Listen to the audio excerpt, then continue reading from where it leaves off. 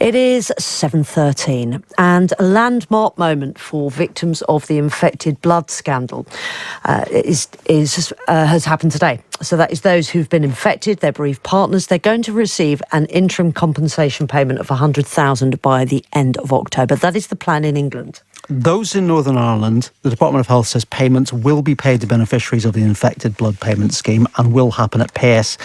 But they haven't set out an exact timeline for when that's going to happen. Well, our health correspondent Louise Connolly can explain the latest. Good to talk to you, Louise. So what's happened overnight and when will these people get their money?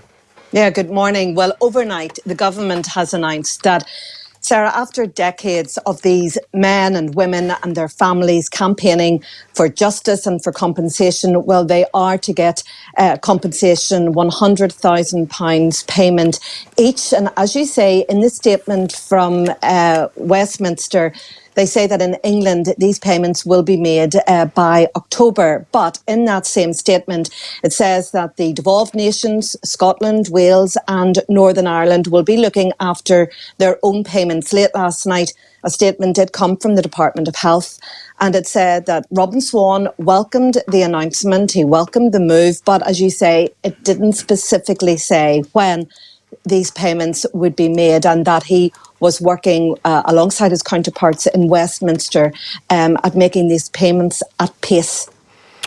Yeah, and I mean, I guess that's what everybody is going to be looking at today, Louise. Remind us, though, what it is about and why this came about, because you covered the public inquiry hearings when it heard from those affected here. That's right. Thousands of NHS patients with haemophilia and other blood disorders became seriously ill, Sarah, after being given a new treatment called Factor 8 or 9. And that happened from the mid-1970s onwards. At the time, the medication was imported from America, where it was made from the pooled blood plasma of thousands of paid donors, and that included some high-risk groups, including prisoners. So if a single donor was infected with a blood-borne virus, such as hepatitis or HIV, then the whole batch of medication could be contaminated.